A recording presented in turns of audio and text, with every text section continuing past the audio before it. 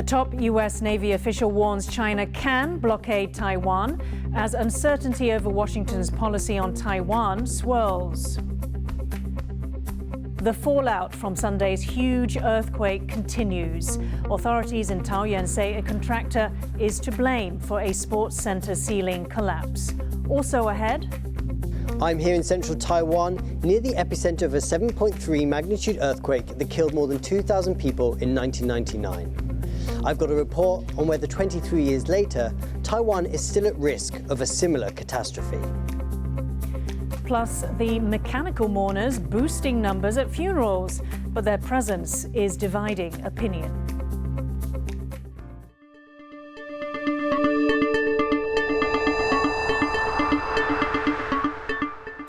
A warm welcome to TaiwanPlus News. I'm Yin Khvat. A senior U.S. Navy official says China has the capability to blockade Taiwan. Vice Admiral Carl Thomas, commander of the U.S. Navy's 7th Fleet, made the comments to the Wall Street Journal. His remarks come just days after President Joe Biden said that U.S. troops would come to Taiwan's defense if attacked. James Chater reports. He's commander of the U.S. Navy fleet responsible for the Indo-Pacific region. And in an interview with American newspaper The Wall Street Journal, Vice Admiral Carl Thomas said China has the capacity to blockade Taiwan. Thomas told the outlet that China has a very large navy, and if they want to bully and put ships around Taiwan, they very much can do that. The interview comes as American think tank CSIS published a report on Chinese policy toward Taiwan, for which they surveyed 64 leading experts. From that survey, 52% think it is likely that China will deliberately escalate its use of force short of invasion against Taiwan in the next 10 years. That includes tactics like a blockade. Just 4% think it is unlikely. This is not going to be a sign of displeasure. If there's a blockade, it's very likely that that is an attempt to coerce Taiwan into conceding to become part of the People's Republic of China without fighting. Thomas's interview was published just days after US President Joe Biden stirred debate by saying Washington would defend Taiwan if China attacked. Would defend Taiwan in the event of a Chinese invasion. Yes. Appearing to contradict the US policy of not stating clearly whether they would offer Taiwan military support. China claims Taiwan as part of its territory and has threatened to take it by force, despite the Chinese Communist Party having never ruled the island. Concerns over a Chinese blockade were heightened after US House Speaker Nancy Pelosi visited Taiwan in August. Beijing responded by conducting live fire drills in 6 locations around Taiwan's mainland, which analysts viewed as simulating a blockade. Experts in Taiwan believe a real blockade would compel other countries into action. 如果中国使用武力或封锁台湾，那国际社会将会有所反应。我想这个趋势是应该是已经确定的。 The speed of China's military modernization has heightened concerns over its desire to take Taiwan. And the US Admiral's words are warning that China may be able to achieve its goal without a shot being fired. Karma Xu and James Chater for TaiwanPlus. Russian President Vladimir Putin has announced a partial mobilization involving reservists and veterans as Russia's war in Ukraine heads toward its 7th month. Putin said the move is meant to ensure Russia's territorial integrity. He claimed the West wants to destroy Russia and is not interested in peace in Ukraine. He also threatened the use of nuclear weapons.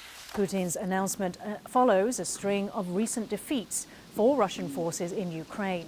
It also comes ahead of planned referendums on joining Russia to be held in occupied territory.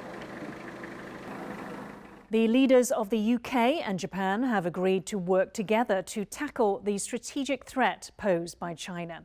That's according to the office of the UK Prime Minister Liz Truss. She met with her Japanese counterpart Fumio Kishida on the sidelines of the United Nations General Assembly in New York on Tuesday. Truss condemned recent live-fire drills by China around Taiwan, calling them provocations. Some of the missiles launched by China as part of those exercises in August are believed to have landed in waters of Japan's exclusive economic zone. The Taoyuan city government says a contractor is to blame for the collapse of a sports hall ceiling during Sunday's 6.8 magnitude earthquake. As John Van Trieste reports, the company has accepted responsibility, but it remains unclear who will face what punishment. After a two-day investigation, authorities in Taoyuan say this sports center ceiling collapsed during Sunday's quake due to structural flaws. One person was injured here during the 6.8 trembler, though the quake's epicenter is some 200 kilometers away, and the sports center was only opened last year. 那这个事情不应该发生。昨天鉴定的结果已经出来，那么负责统包的瑞筑营造，它的天花板的悬吊工程固定的作业，那么有瑕疵，那因此造成拉力不足，那所以造成这次的事件。 The report doesn't lay all the blame on the firm. Recently added light fixtures also played a role, but the construction company faces the biggest consequences. It has agreed to pay compensation, fix the damage, and cooperate with authorities. But this doesn't resolve the matter. 按照我们公务局还有我们上级机关这边的方式来处理。那目前新公处当然这边对厂商的契约责任或者是对监造责任这一部分是新公处会来执行的。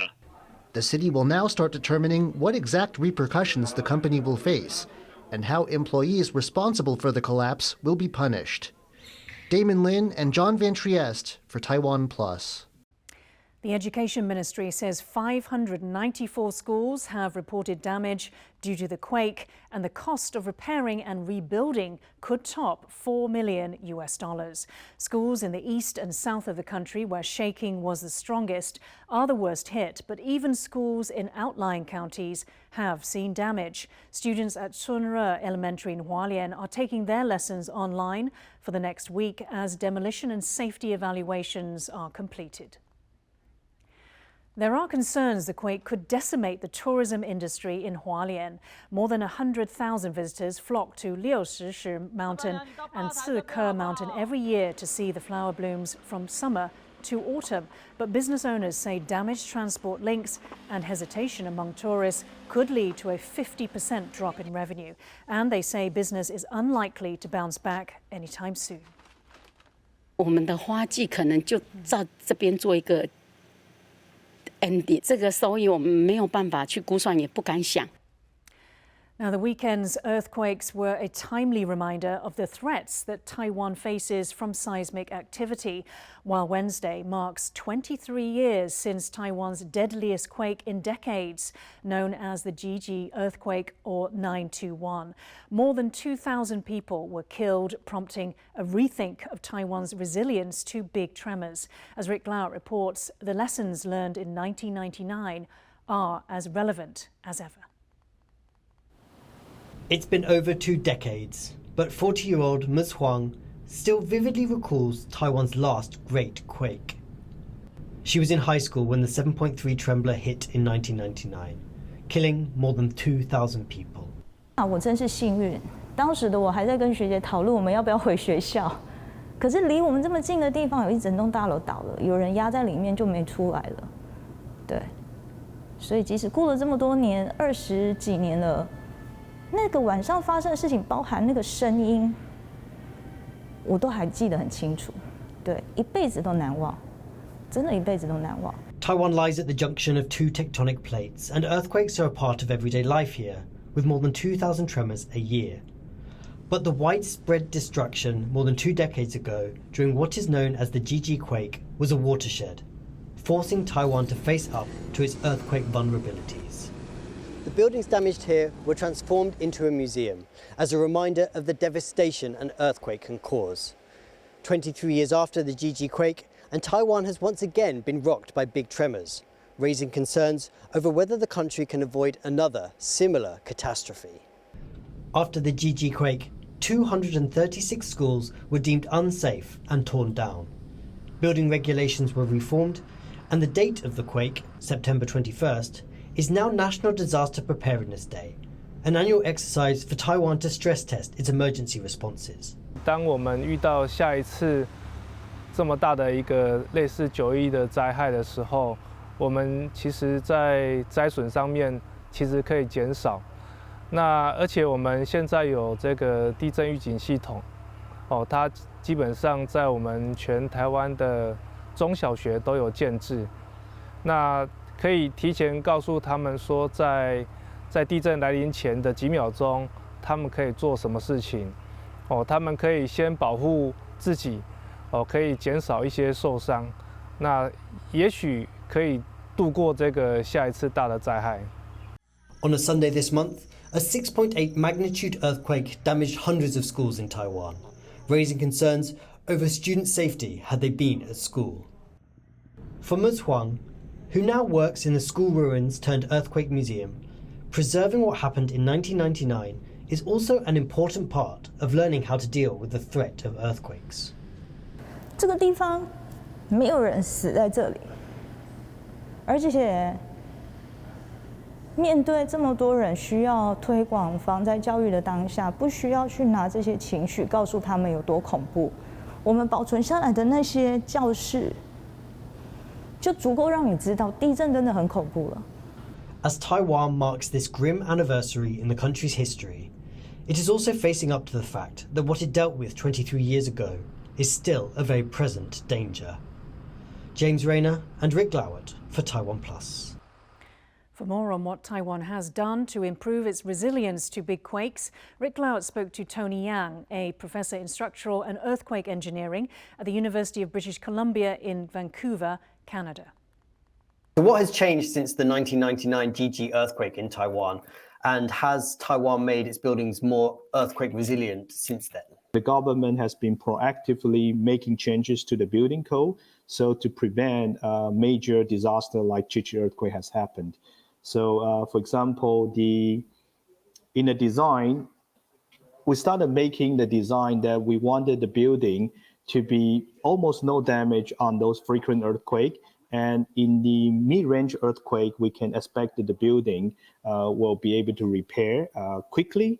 And then on the major earthquake like this one, we will prevent or have very low probability of collapse for the building. So those are adding it to the code, and we started designing that way. And also, since 2009, that's a major retrofit to all the schools in Taiwan. It's my understanding all the high school and below, so secondary school, elementary school, are all retrofitted. And could you tell me what the recent quakes in Taiwan, in the south of the country, in Taidong and Hualien, and the damage that's been done there, what does that reveal about the state of Taiwan's buildings in terms of resilience against earthquakes? I would say this particular earthquake is very special because based on the data we got right now, the shaking is much greater than what we expected from the code design. The code is trying to provide the guidance to say in different region what kind of intensity the structure should be designing for. But this particular earthquake actually goes beyond what the code is. So we see some damage happen to it. And could you tell me what sort of buildings or infrastructures are most at risk in Taiwan of damages as Taiwan faces more and more of these high-level earthquakes? Most of the buildings in Taiwan are reinforced concrete buildings. Right now, the government has already done a lot of assessment to it. So, for example, the school retrofit project, we are already identifying the vulnerable, those old, unreinforced or low reinforced concrete building, the old buildings where they are not developed for the modern building code. So today, many of those older and vulnerable buildings has been identified, and the government is going through extensive retrofit to it. Taiwan conducted nationwide earthquake drills on Wednesday, designed to prepare the country in case of another emergency. 2 text messages were sent to every mobile phone to test Taiwan's early warning systems. The first messages warned of an earthquake hitting the country, and a few minutes later, a second text about a potential tsunami. Taiwan's President Taoyuan visitors school for children with disabilities in the eastern county of Hualien, where two powerful earthquakes struck this weekend. To see the drill in person, she encouraged people to remain alert. 那今天凌晨到刚刚又发生了多起有感的地震啊。那么这次的地震再一次的提醒我们，要随时提高警觉，同时要透过演练提升我们自助的能力。 Coming up, Greenpeace Taiwan slams one of the government's proposed environmental policies as too vague.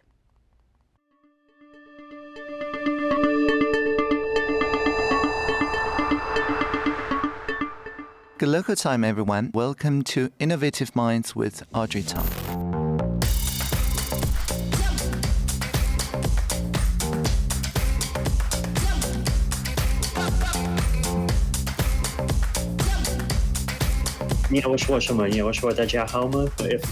If someone's willing to spend $40 billion to buy Twitter, then that's not going to happen unless he has some very detailed ideas for how he thinks Twitter could be made better. I think the war in Ukraine was definitely a watershed moment for the crypto space in a lot of ways, right? Because the amount of funding that was sent to the both the Ukrainian government and to charities supporting refugees and humanitarian causes, it was large. Like, these are more money than was provided by even some fairly significant nation states. Whatever crypto is going to be, crypto is not going to be nothing.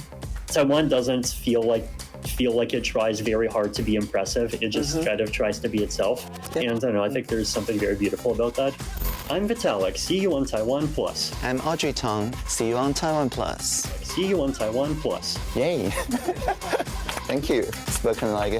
Speaking like a real radio personality.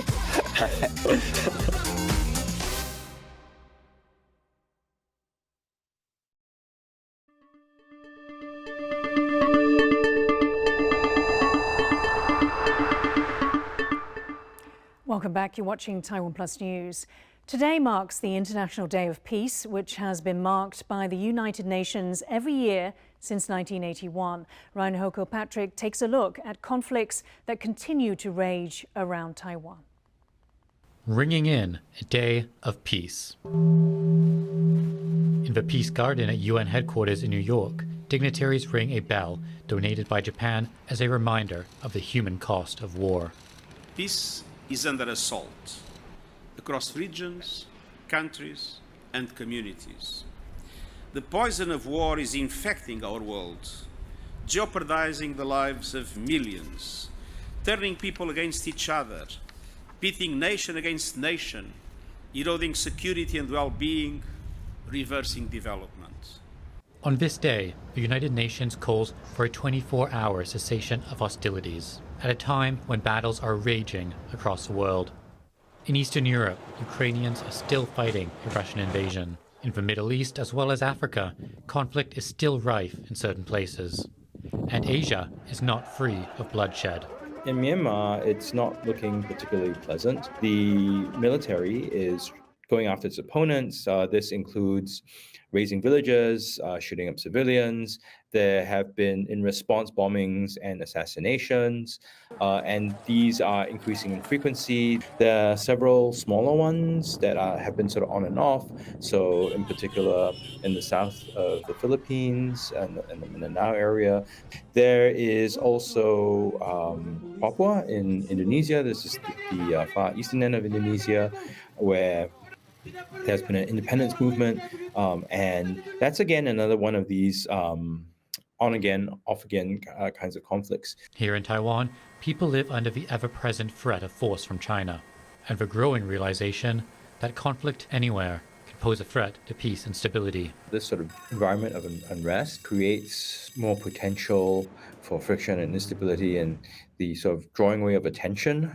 At this moment where there's more friction and more global instability and uncertainty, Taiwan would probably want to be more sensitive to what's going on around and perhaps prepare itself for shocks. The fact that we see China being more involved in Myanmar, that is reflective of their willingness to be more active on the international stage in terms of pushing their interests. So that's certainly something that Taiwan has felt in a very immediate way. The call rings loud and clear, but for many in Asia and much of the world, peace remains a distant goal. Ryan Hill-Kilpatrick for TaiwanPlus. Taiwan's government watchdog, the Taoyuan, has said it has invited around 10 people in for questioning about the case of a 2-year-old boy who waited 81 minutes for an ambulance and was the first child to die from COVID-19 in the country. The 10 people include Deputy Mayor of New Taipei, Liu Heran, and officials from Shuanghe Hospital and New Taipei's fire department. The Taoyuan has the power to open investigations into officials. It says it is looking to clarify whether epidemic prevention guidelines were followed in handling the child's case. The boy's father says the ambulance delay was to blame for his son's death. Taiwan's export orders grew in August, beating many analysts' forecasts of a contraction. Orders last month grew 2% on the same period last year, driven largely by the rollout of new technology products, including Apple's latest iPhone. Exports are an important driver of Taiwan's economic growth and are watched closely for signs of strength and weakness in the economy. Depressed demand in China, Taiwan's largest export market, and global inflation led many economists to predict a fall in export orders for August. The government warned that the economic environment for the remainder of the year remains challenging. Environmental group Greenpeace has criticised a proposed bill to reduce carbon as too vague. Taiwan has a goal of net zero emissions by 2050. The proposed climate change response and carbon reduction draft bill is a key part of that. But Greenpeace Taiwan says the bill fails to define carbon pricing policies or targets. The group says small and medium enterprises have no idea what they are supposed to do or how they should prepare. The Environmental Protection Administration says it will provide more guidance in the future. 每年之后，可能会有数百亿的金钱呢，都是笼罩在一个非常巨大的黑箱当中，所有人都会陷在一个碳焦虑这样子的一个氛围当中。The Yilan County government in Taiwan's northeast is under fire for failing to crack down on factories built illegally on farmland. More than 400 factories may be operating illegally in the region, and they may be getting away with it as there isn't enough manpower to inspect them. Bing Wang explains. Factories like these are under scrutiny after a report released by the Yilan County government says over 400 could have been built on illegal farmland. In response to the report, Taiwan's audit office accused the county of failing to quickly inspect the factories. County officials say they could only review 20 factories a year due to a lack of workforce. But they've promised to find a way to increase the speed of inspection. 以工厂那些小型工厂那些不去生产规模这些部分，因为比较会有公安或者是说污染的疑虑，所以这个部分我们会优先来处理。 Environmental groups also criticize the county's report and suggest Yilan's officials ask for national funds to help subsidize the inspections. 城乡分署那边其实会有编列国土永续基金，差不多有100亿，那里面就是有关于要做查处人力。 The county says it will consider applying for national funds, eager to resolve concerns and reduce any strain on the environment. Damien Lin and Bing Wang for TaiwanPlus. Taiwan has one of the lowest birth rates in the world, and as family sizes shrink, funeral directors are turning to robots to help with ceremonial duties when someone passes away. Stash Butler reports. At a funeral in Chiayi, some unusual mourners. These mechanical dolls are taking the place of human attendees, and they're dividing local opinion in this central Taiwan city. 现在少子化了，我觉得这是一个蛮符合时代，可以去思考。没有那种饮水思源的观念，他说啊，就有人拜就好了。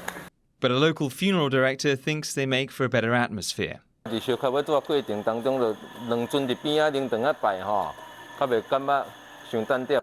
These dolls aren't a new invention. They've been around for 30 years. Funeral director Yang Da-chang first started using them because COVID-19 restrictions were keeping families away from ceremonies. And even when they can attend in person, families themselves are shrinking in size. Since 1994, Taiwan's average household has dropped from about 4 people to around 2.5. That's partly because people here are having fewer children. In less than 30 years, the country's fertility rate has fallen from around 2 live births per woman to less than 1. That's well below the level needed to keep the population steady. It's not just funerals that are changing, other traditions are likewise transforming with the times. One temple offers prisms that let worshippers carry 3D projections of deities in their pockets. Want your fortune told? There's an app for that too. It may lack the solemnity of time-honored ritual, but these are some ways that religious groups in Taiwan are adapting to keep traditions alive amid significant demographic changes. Patrick Chen and Stash Butler for TaiwanPlus. The night sky over the southern city of Jiayi has lit up with fireworks and a drone light show. The city is rehearsing for this year's National Day fireworks display, which is set to be a visual extravaganza. For the first time, drones are taking part. There will also be a water fountain show and a symphony orchestra providing accompaniment. The display is scheduled for October 10th and will last 45 minutes. Thank you for watching TaiwanPlus News. I'm Yin Khvat. Finally, we leave you with images of paddleboarding's APP World Tour in London. It's a sport in which participants stand on a board, propelling themselves forward with a paddle. For more stories from Taiwan and around the world, please download the TaiwanPlus app. Stay safe and see you next time.